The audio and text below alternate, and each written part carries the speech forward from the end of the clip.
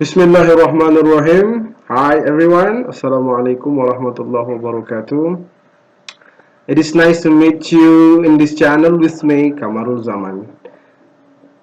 Right now, I'm going to give you such kinds of explanations about the use of verb be in English grammar.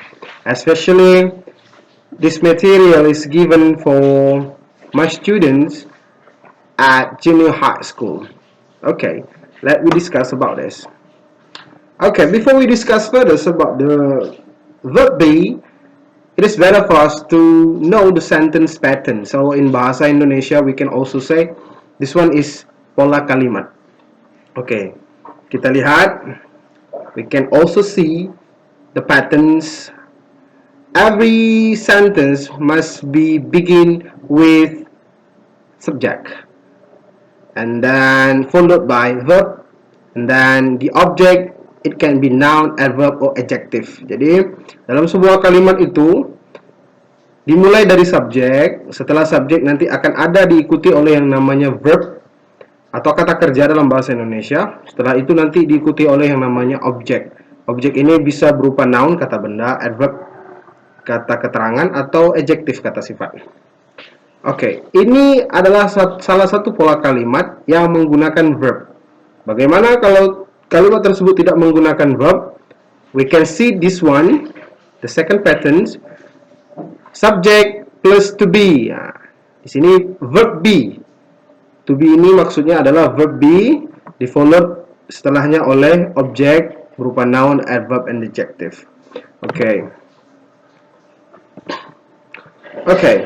Subject in general atau subjek secara umumnya terbagi menjadi 7. Yaitu pertama ada I, yang kedua ada you, yang ketiga ada we, yang keempat ada they, yang kelima ada she, ada she, he, dan it.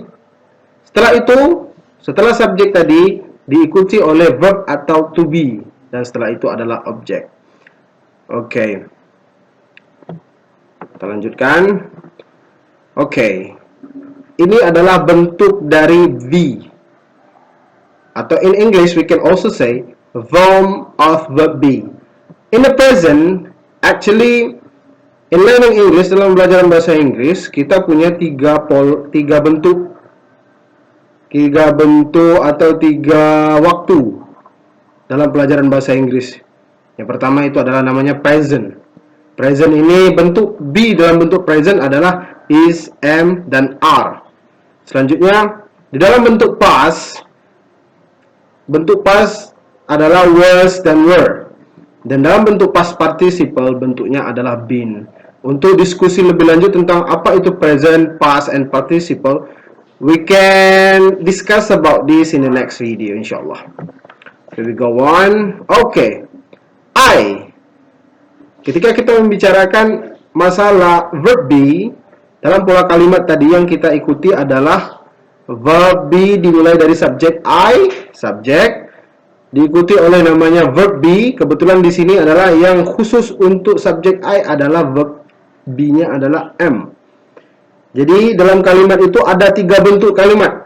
Yang pertama adalah bentuk positif, bentuk negatif, dan bentuk interrogatif. Bisa dilihat di sini, am di sini diikuti oleh subjeknya I. Jadi nanti ketika ada soal, jika kalimat pertamanya dimulai dari I, my, maka I berbeda dengan my ya. Kalau I harus diikuti oleh am, tapi kalau my itu harus di follow karena dia tak bisa berdiri sendiri.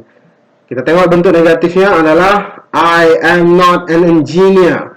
Di sini ditambah dengan not karena adalah bentuknya negatif.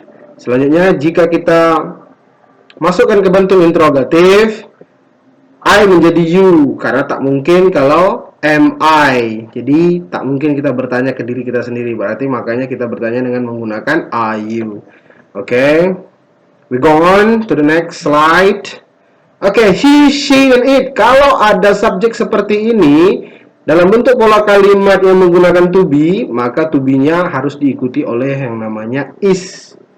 Oke, bentuknya juga sama, ada tiga bentuk kalimat. Di sini bisa kita lihat contohnya. Kita bisa lihat contoh satu. Madi is a model and a singer. Ini subjeknya adalah he.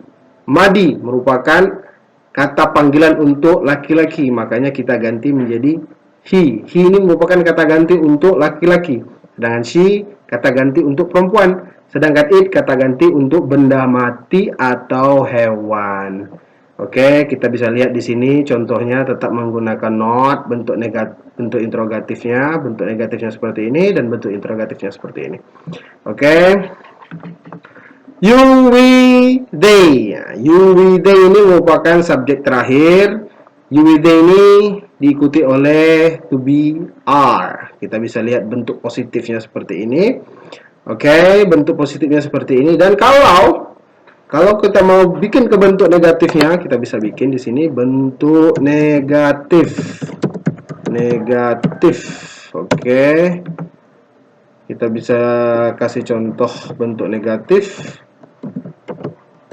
Kita tinggal tulis saja. Madi and Dina are not.